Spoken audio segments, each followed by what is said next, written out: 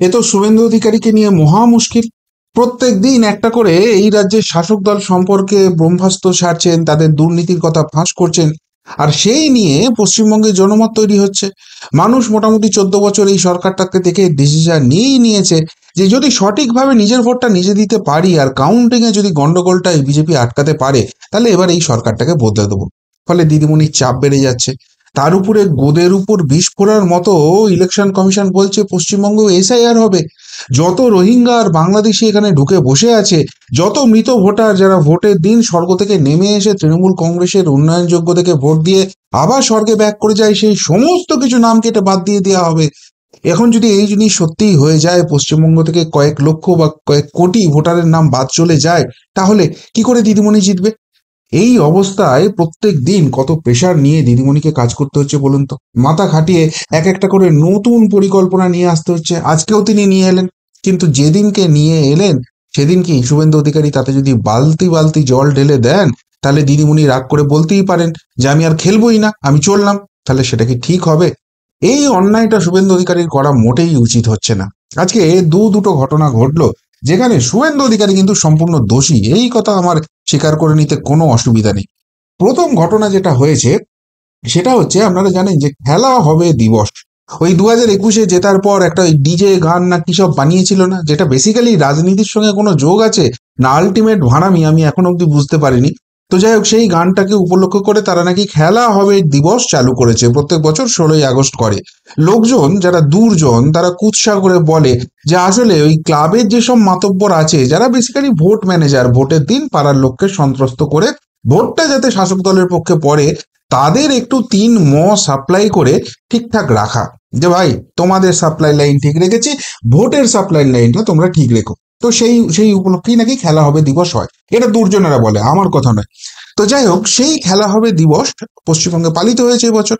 এবং বর্ধমান জেলা, মানে যেটা আমার গ্রামের জেলা আর কি, তো সেখানকার যিনি ডিস্ট্রিক্ট ম্যাজিস্ট্রেট রয়েছেন সেই আয়েশা রানী, এবং যিনি এসপি সুপারিনটেন্ডেন্ট অফ পুলিশ সেই সায়ক দাস, তারা সেই মঞ্চ আলো করে বসে আছেন।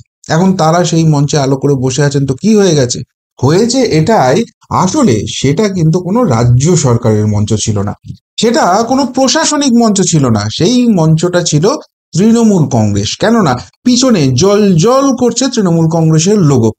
তাহলে এরা যে দলদাস, এরা যে চটি চাটা, এরা যে নিরপেক্ষ কাজ করবে না, এরা যে মমতা ব্যানার্জির অঙ্গুলি হেলনে কাজ করবে, এমন একটা ধারণা শুভেন্দু অধিকারীর তৈরি হয়ে গেছে। আর তা সে মনে হবে হোক, কিন্তু মুশকিল হচ্ছে সেই অভিযোগটা তিনি স্বয়ং নির্বাচন কমিশনার জ্ঞানেশ কুমারের কাছে অভিযোগ হিসেবে ঠুকে দিয়েছেন। তিনি সেখানে পরিষ্কারভাবে বলছেন, যারা তৃণমূলের মঞ্চ আলো করে বসে থাকে, তারা কি এখানে নির্বাচনী ডিউটি নিরপেক্ষভাবে করতে পারে? সুতরাং এদের বিরুদ্ধে আপনি ব্যবস্থা অবশ্যই করে নিন, সার্ভিস রুল ব্রেক করার জন্য এদেরকে নিন, এবং নির্বাচনের কাজে এইসব দলদাসরা যাতে যুক্ত হয়ে থাকতে না পারে সেই ব্যবস্থা আপনাকে করতে হবে। তবে এখানেই তার অভিযোগ শেষ হয়ে যায়নি। তিনি তার সঙ্গে জানিয়েছেন অ্যাডিশনালি, ওই লাস্ট প্যারাগ্রাফ দেখুন, সেখানে এই আয়েশা রানী তো বটেই, তার পাশাপাশি শরৎ দ্বিবেদী, সুমিত গুপ্তা, মুক্তা আরিয়া এবং বিজয় ভারতী, এই কজনের নাম জুড়ে দিয়েছেন, যারাও নির্বাচনী যে কাজ হচ্ছে সেই কাজে চূড়ান্ত গাফিলতি করছেন, এমন অভিযোগ তিনি করে দিয়েছেন। এবং পশ্চিমবঙ্গে যে এটা একটা ট্রেন্ড, এবং আগামী নির্বাচন যদি সত্যিই নির্বাচন কমিশন স্বচ্ছভাবে করতে চায়, তাহলে এই ট্রেন্ডটাকে তাদেরকে ভাঙতে হবে। এবং এইসব দলদাস অফিসার, সেটা পুলিশের হোক বা প্রশাসনিক মহলে হোক, তারা যদি নির্বাচনের সঙ্গে যুক্ত হয়ে থাকে, তাহলে কিছুতেই পশ্চিমবঙ্গে স্বচ্ছ নির্বাচন করা যাবে না। এই কথা মাথায় রেখে নির্বাচন কমিশন যেন সদর্থক পদক্ষেপ নেন, এই এই অভিযোগপত্রটি তিনি পাঠিয়ে দিয়েছেন। এখন মুশকিল হলো, জ্ঞানেশ কুমারজি যিনি বর্তমান নির্বাচন কমিশনার, তিনি কিন্তু আবার উঠে পড়ে লেগেছেন স্বচ্ছ নির্বাচন করবেন। সেই জন্য রাহুল গান্ধী বা এই ইন্ডি জোটের পিন্ডি সঙ্গীরা যতই লাফালাফি করুন না কেন, তিনি প্রেস কনফারেন্স করে বলে দিয়েছেন এসআইআর হবে, এবং পশ্চিমবঙ্গেও হবে, সময় মতো তিনি দিনটা ঘোষণা করে দেবেন। তো তিনি যখন পশ্চিমবঙ্গের ভোটার তালিকা এবং নির্বাচন প্রক্রিয়াকে স্বচ্ছ করার জন্য এসআইআর করতে চাইছেন, শুভেন্দু অধিকারী এরকম মারাত্মক অভিযোগ করেছেন, সেই জায়গাটা কি তিনি ইগনোর করবেন? এবং আরেকটা বড় কথা এখানে প্রশ্ন উঠে যাচ্ছে, সেটা হচ্ছে শুভেন্দু অধিকারী এত বড় অভিযোগটা করে ফেললেন, এটা কি তার দলীয় স্তরের যে শীর্ষ নেতৃত্ব আছে, মানে কেন্দ্রীয় নেতৃত্বর কথা বলছি, তাদের সঙ্গে আলোচনা না করে, তাদের গ্রিন সিগন্যাল না পেয়ে করেছেন? এই প্রশ্নটা উঠে যাচ্ছে। এখন সত্যিই যদি সেটা হয়ে থাকে, তাহলে তো আবার দিদিমণি অন্য আতঙ্কে ভোগেন যে এই যে নির্বাচন কমিশনার আছে, তিনি নাকি আবার অমিত শাহজির লোক। এখন দিদিমণি মিথ্যা কথা বলছেন এটা ধরে নেওয়ার তো কোনো কারণ হয় না। তিনি এত বড় জায়গায় রয়েছেন, তাহলে সত্যিই তিনি যদি অমিত শাহজির লোক হন এবং অমিত শাহজির প্রিয়পাত্র শুভেন্দু অধিকারী যদি এই অভিযোগ করে থাকেন, তাহলে সেইটা তিনি সিরিয়াসলি নেবেন এবং দিদির বশংবদ এই সব অফিসার যারা পুলিশ এবং প্রশাসনে ঢুকে আছে, যারা বেসিক্যালি চটি চাটা দলদাস বলে অভিযোগ উঠছে, তাদেরকে সরিয়ে দেন এবং নির্বাচনটা স্বচ্ছভাবে করেন। তাহলে নির্বাচনের বৈতরণী কি করে তৃণমূল কংগ্রেস পার করবে, সেই প্রশ্ন উঠে যাচ্ছে। আবার যদি দিদির কথাটা শুধুমাত্র অভিযোগ হিসেবেই ধরি, সেটার মধ্যে সত্যতা নেই ধরে নিই, অর্থাৎ জ্ঞানেশ কুমারজি যেটা করছেন তার যেটা সঠিক ধর্ম মনে হচ্ছে, রাজধর্ম মনে হচ্ছে, সংবিধান স্বীকৃত ধর্ম মনে হচ্ছে, সেই কাজটি তিনি করছেন, তাহলে তো এত বড় অভিযোগের পর তিনি হাত গুটিয়ে বসে থাকবেন সেটা ভেবে রাখারও কোনো কারণ নেই। অর্থাৎ শুভেন্দু অধিকারীর এই অভিযোগের পর কার্যত শাঁখের করাত হয়ে গেল পশ্চিমবঙ্গের যেসব দলদাস আধিকারিক আমলা, যাদেরকে দিয়ে এই নির্বাচনী বৈতরণীটা পার করা হবে বলে তৃণমূল ভাবছিল, যাদেরকে তৃণমূল কংগ্রেসের এক্সটেন্ডেড পার্টির অধিকর্তা মনে করা হয়, তাদের কি এবার নির্বাচন প্রক্রিয়া থেকে সরিয়ে দেওয়ার প্রক্রিয়া শুরু হবে? সেই প্রশ্নটা কিন্তু উঠতে শুরু করে দিল। এবং শুধুমাত্র অভিযোগ করেই ক্ষান্ত হননি, শুভেন্দু অধিকারী কিন্তু অভিযোগ যেটা করেছেন তার সঙ্গে প্রমাণ দিয়েছেন। এই দেখুন, ইনি হচ্ছেন ডিস্ট্রিক্ট ম্যাজিস্ট্রেট আয়েশা রানী, আইএএস অফিসার, এবং যে মঞ্চে দাঁড়িয়ে সংবর্ধনা নিচ্ছেন একদম নীল সাদা উত্তরীয় পরে, তৃণমূলের টিকিটটা পাওয়াটাই শুধু বাকি আছে। পিছনে দেখুন ওই জল জল জল জল করছে তৃণমূল কংগ্রেসের লোগো। যাদের কাছ থেকে নিচ্ছেন তারা তৃণমূল নেতা, অবভিয়াসলি তৃণমূলের মঞ্চে তারাই থাকবেন। এবং ইনি হচ্ছেন Sayak Das, IPS officer, superintendent of police, Purba Bardhaman district. সেখানেও দেখুন খেলা হবে দিবস এবং পিছনে জল জল করছে তৃণমূলের লোগো। তাহলে শুভেন্দু অধিকারী ফার্স্ট ঝটকাটা এটা দিয়ে দিয়েছেন। সেকেন্ড যে কাণ্ডটি তিনি করেছেন সেটা আরো মারাত্মক। সেটা হচ্ছে, আজকে অনেকেই আমাকে মেসেজ করছেন এবং আমিও সেই প্রেস কনফারেন্সটি দেখলাম। সেটা হচ্ছে, দিদি অনেক মাথা খাটিয়ে একটা অদ্ভুত জিনিস আজকে বার করেছেন। কি অদ্ভুত জিনিস বার করেছেন? দিদিমণি যেটা বক্তব্য সেটা হচ্ছে যে এই যে যারা পরিযায়ী শ্রমিক আছে, বাইরে আছে, তারা কষ্ট করে আছে, সুতরাং তারা ডবল ইঞ্জিন সরকার যেগুলো রাজ্যগুলো রয়েছে সেখানে শুধুমাত্র বাঙালি হওয়ার জন্য অত্যাচারিত হচ্ছে। এখন তাদের এত দুঃখ দেখে দিদিমণি কি থাকতে পারেন শান্ত হয়ে? তাই তাদের জন্য তিনি একটা প্রকল্প ঘোষণা করেছেন, কি কর্মশ্রী নাকি একটা প্রকল্প আজকে আবার ঘোষণা হয়েছে। তো সেই প্রকল্প অনুযায়ী প্রত্যেক মাসে আগামী 1 বছর ধরে এই পরিযায়ী শ্রমিকরা যদি পশ্চিমবঙ্গে ফেরত আসেন, তাহলে কোনো কাজ যদি নাও করেন, তাহলে 5,000 টাকা রাজ্য সরকারের তরফ থেকে পাবেন। শুধু তাই নয়, তার সঙ্গে স্বাস্থ্যসাথী কার্ড পাবেন, রেশন পাবেন, এবং তাদের পরিবারের যে ছেলেপিলে থাকবে তাদের শিক্ষা টিক্ষার ব্যবস্থা সে রাজ্য সরকার নিয়ে নেবে। মানে এলাহি আয়োজন, একদম কোনো কাজ করতে হবে না, চুপচাপ বাড়িতে বসে থাকো, মাস গেলে 5,000 টাকা দেবো, বাকি সবকিছু সরকারি সুবিধা দেবো, শুধু ভোটটা তৃণমূল কংগ্রেসকে দিও না। এটা বলেননি, এটা মেন মোটিভ, এটা আবার দুষ্টু লোকেরা বলতে শুরু করেছে। তো লোকজন যেটা আমাকে প্রশ্ন করছেন যে দিদিমণি 1,000 টাকা 1,200 টাকার ভাতা ভিক্ষার ব্যবস্থা করেছিলেন লক্ষ্মীর ভান্ডারের নামে, তাতেই তো মহিলা ভোট একদম লাফিয়ে লাফিয়ে পড়েছিল। তো এখন এই যে প্রকল্পটি চালু করে দিলেন, এরপর পরিযায়ী শ্রমিকরা দলে দলে পশ্চিমবঙ্গে ফেরত আসবেন। এবং এই যে পরিযায়ী শ্রমিক যারা বেসিক্যালি বাংলাদেশি এবং রোহিঙ্গা যে কারণে অন্য রাজ্যে ধরা পড়ছে, তারা পশ্চিমবঙ্গে আসবে, বাঙালি হিসেবে ট্রিটমেন্ট পাবে, রাজ্য সরকারের টাকা পাবে, সমস্ত ফেসিলিটি পাবে, তৃণমূল কংগ্রেসকে ভোট দেবে, এবং আবারও দিদি 230, 250, 260, 290, 390 আসন নিয়ে ক্ষমতায় আসবে। অনেকেই আশঙ্কা প্রকাশ করছেন। হ্যাঁ, আমার মধ্যেও যে আশঙ্কা আসেনি এই কথা আমি অস্বীকার করব না, কিন্তু শুভেন্দু অধিকারী আবারও 2 বালতি জল ঢেলে দিলেন। কি বলেছেন তিনি, একে শুনে নিন তার কথাটা। কেউ নেবে না, পরিযায়ী শ্রমিকরা ডেলি 5,000 টাকা রোজগার করে। মমতা ব্যানার্জি জানে না 349 টাকা লাগে মোবাইলে রিচার্জ করতে। ডেলি যদি মোবাইল ঘাঁটেন 2 বার রিচার্জ করতে হয়, 700 টাকা লাগে। 1 কুইন্টাল মোটা চালের কেজি হচ্ছে 3,500 টাকা, 3200 থেকে 3,500 টাকা। 15 টাকা প্রায়, কখনো 14-15 আলুর কেজি। 5,000 টাকা কিছু হয় না। 5,000 টাকা ডেলি রোজগার যারা করেন তারা 5,000 টাকার লোভে, তাও তো আপনি 6 মাসের জন্য দেবেন, ভোটের পরে বন্ধ হবে।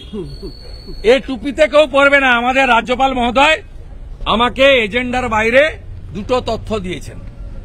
এক, তিনি প্রধানমন্ত্রীকে অভিনন্দন জানিয়েছেন আমাদের ধ্রুপদী ল্যাঙ্গুয়েজ বাংলাকে করার জন্য, ক্লাসিক্যাল ল্যাঙ্গুয়েজ, আর মাইগ্রেন্ট লেবারের একটা রিপোর্ট তিনি আমাকে দিয়েছেন as a leader of opposition. মুখ্যমন্ত্রীর উদ্দেশ্যে বলি, এই রিপোর্টে হরিয়ানাতে মোট 1000 জনকে জিজ্ঞাসাবাদের জন্য হরিয়ানা পুলিশ ডিটেন্ট করেছিল। সবাই বাংলায় কথা বলে, তার মধ্যে 915 জন বেরিয়েছে বাংলাতে কথা বলা বাংলাদেশি মুসলমান। এটা কি হরিয়ানার কেস? ইয়েস, 1000 জনকে ক্রস চেকিং এর জন্য হরিয়ানা পুলিশ তুলেছিল। 915 জন বেরিয়েছে বাংলাতে কথা বলা বাংলাদেশি মুসলমান অনুপ্রবেশকারী, যাদের ভিসা পারমিট কিচ্ছু ছিল না, অবৈধ ইললিগাল ইনফিল্ট্রেটার্স। আর বাকি 85 জন বেরিয়েছে ভারতীয়। সেই ভারতীয়দের সঙ্গে তারা ভালো ব্যবহার করেছে এবং তারা হরিয়ানাতে কর্মক্ষেত্রে আছে। তাই আপনাকে আমরা 5000 টাকা চাঁদা তুলে দেব, আপনি বাংলাটা দয়া করে ছাড়ুন। পিসিমণি, আপনি বাংলা ছাড়ুন, বাংলাকে বাঁচান। আমরা সবাই আপনাকে 5000 টাকা করে দেব, কোনো চিন্তা নেই। অর্থাৎ দিদিমণির এত পরিশ্রম জলে গেল। যারা সত্যি সত্যি পশ্চিমবঙ্গে পরিযায়ী শ্রমিক হিসেবে আছেন এবং যারা পশ্চিমবঙ্গের বাইরে থাকতে বাধ্য হচ্ছেন, একটা কথা চিন্তা করুন, যখন করোনা কাল হয়েছিল তখন কিন্তু তারা বাধ্য হয়েছিলেন ফেরত আসতে, কিন্তু ফেরত আসার পর সেই সময়কার ভিডিওগুলো একবার মাথায় রাখুন তো। তারা বলেছিলেন যে কি করব, পশ্চিমবঙ্গে তো কাজই নেই রে ভাই, আমাদের যেতে হবে, বাইরের রাজ্যে যাওয়া ছাড়া কোনো উপায় নেই। দিদিমণি এত উন্নয়ন করেছেন, শুধু কাজের উন্নয়নটাই করতে পারেননি, সেই জন্য এখানে কাজ করতে পারি না, বাড়ি ছেড়ে আমাদের দূরে থাকতে হয়। আর কিছুদিন আগে একটা ভিডিও ভাইরাল হয়েছিল, আপনাদের মনে আছে? জয়পুর থেকে এক যুবক বলেছিলেন, উত্তরবঙ্গের এক যুবক, যে আপনি আমাদের ফেরত আসতে বলছেন, খুব ভালো কথা দিদিমণি, কিন্তু আমরা এখানে মাস গেলে 35,000 40,000 টাকা ইনকাম করি। আপনার কোথায় রয়েছে সেই প্রকল্প, সেই কাজ, সেই কাজের জায়গা যে পশ্চিমবঙ্গ থেকে করব? উল্টে একটা কথা শুভেন্দু অধিকারী বলেননি, সেটা আবার অন্য অনেকে বলছেন, যে এই যে 5,000 টাকা করে দেয়া হবে বলছে, তো সেই 5,000 টাকা থেকে আবার কাটমানি কত খাবে দিদির দলের লোকেরা? সেটাও তো একটা বড় প্রশ্ন। এর আগে তো দেখেছি যা সরকারি প্রকল্প হয়েছে সেখান থেকে শুধু কাটমানি খাওয়া হয়েছে। তো এই যে ব্যাপারটা হচ্ছে এখানে, আলটিমেটলি যারা পরিযায়ী শ্রমিক এবং যারা বাঙালি, বাঙালি নয় বাঙালি, যারা পশ্চিমবঙ্গবাসী, তারা জানে পশ্চিমবঙ্গে এলে তারা যে টাকাটা বাইরের রাজ্যে ইনকাম করছে সেটা এখানে পাবে না। এবং দুই, যেহেতু তারা ভারতীয়, তারা সেই জায়গা থেকে অন্য রাজ্যে কাজ করতে কোনো অসুবিধা নেই। এমনকি তারা যদি মুসলিম সম্প্রদায়েরও হন, তাদের সেক্ষেত্রেও কোনো অসুবিধা নেই। হরিয়ানার উদাহরণ দিয়ে শুভেন্দু অধিকারী সেই জায়গাটা বুঝিয়ে দিলেন। তারা হয়তো ফেরত এসে তৃণমূল কংগ্রেসকেই ভোট দেবেন, মুসলিম সম্প্রদায়ের যারা রয়েছেন, কিন্তু তারা অন্য রাজ্যে, বিজেপি শাসিত রাজ্যে কাজ করছেন বলে তারা অত্যাচারিত, নিপীড়িত হচ্ছেন এমন নন। কারা সেখানে হচ্ছেন শুধুমাত্র রোহিঙ্গা আর বাংলাদেশি। এখন দিদির ডাক শুনে তারা ফেরত চলে আসতে পারেন, কিন্তু যতই তারা ফেরত আসুন, সত্যি সত্যিই যদি এসআইআরটা পশ্চিমবঙ্গে সঠিকভাবে করা যায়, এবং যে কথাটা শুভেন্দু অধিকারী বললেন, নো এসআইআর নো ভোট, যতক্ষণ পর্যন্ত না এসআইআর করছো ততক্ষণ পর্যন্ত ভোট করতে দেব না, এই জায়গায় যদি তিনি একদম দৃঢ় থাকেন এবং সত্যি সত্যি ইমপ্লিমেন্ট করতে পারেন, তাহলে দিদিমণির এই প্রকল্প কিন্তু কাজে আসবে না। এবং সব থেকে বড় কথা, অনেকে আরেকটা আশঙ্কা করছিলেন, যেটা সকালে একটা যে প্রেস কনফারেন্স করেছিলেন সেখানে ক্লিয়ার করে দিয়েছিলেন শুভেন্দু অধিকারী। অনেকেই বলছেন যে এসআইআর হতে গেলে তৃণমূল কংগ্রেস তো প্রকাশ্যেই বলছে তারা বাধা দেবে। একজনেরও নাম যদি বাদ যায়, অভিষেক ব্যানার্জি বলেছেন তিনি নাকি 1 লাখ লোক নিয়ে দিল্লিতে গিয়ে সেখানে ধর্ণা দিয়ে দেখিয়ে দেবেন বাংলার কত ক্ষমতা আছে ইত্যাদি প্রভৃতি, এবং নির্বাচন কমিশনকে কিছুতেই বাংলাতে একটা নামও বাদ দিতে দেবেন না, এটা তৃণমূল কংগ্রেস ধরে রেখে দিয়েছে। অর্থাৎ এই যদি এসআইআর না করতে পারে, ঢাকঢোল পিটিয়ে আলটিমেটলি কি হবে? শুভেন্দু অধিকারী যেটা বলছেন যে নো এসআইআর নো ভোট, এই দাবিতে তিনি অনড় থাকছেন এবং নির্বাচন কমিশনকে তিনি কিছুতেই এসআইআর কমপ্লিট না হলে ভোট করতে দেবেন না। সেটা যে রাজনৈতিকভাবে হোক, যেভাবে হোক, তিনি সেই জায়গাটা এনশিওর করবেন।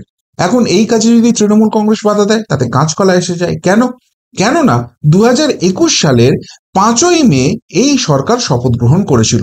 সুতরাং এদের ভ্যালিডিটি হচ্ছে 4 মে 2026।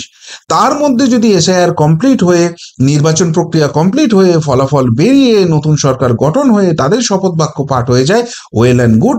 যদি না হয় তাহলে কিন্তু ভারতীয় সংবিধান বলছে পশ্চিমবঙ্গে রাষ্ট্রপতি শাসন জারি করতে হবে, এবং সেটা অন্য কোনো কারণে নয়। যেহেতু একটা নির্বাচিত সরকার এখানে নির্বাচন কমিশনকে কাজ করতে দেয়নি এবং তার ফলে নির্বাচনের প্রক্রিয়া কমপ্লিট হয়নি, সেই কারণে রাষ্ট্রপতি শাসন হয়ে যাবে।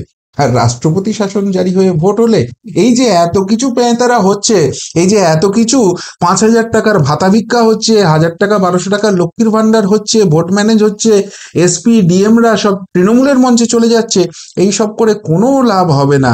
26-এ অন্তর্জলি যাত্রা নিশ্চিত হয়ে যাবে। আর সেই জন্যই বলছিলাম, শুভেন্দু অধিকারী এইসব কাণ্ড কারখানা করছেন, দিদিমণিকে একটু তো স্বস্তির নিঃশ্বাস নিতে দিন। সেইটুকুনি তিনি একটা দিন একটা সেকেন্ডের জন্যও ছাড়ছেন না। আজকেও তার অন্যতা হলো না। কি বলবেন শুভেন্দু অধিকারীর আজকের এই পদক্ষেপ ঘিরে? যদি কিছু বলার থেকে অবশ্যই কমেন্ট বক্সে কমেন্ট করে জানাবেন। এখনকার মতো এখানেই শেষ করলাম, ফেরত আসছি নতুন প্রতিবেদন নিয়ে খুব তাড়াতাড়ি। ভালো থাকবেন, সাথে থাকবেন, পাশে থাকবেন। নমস্কার।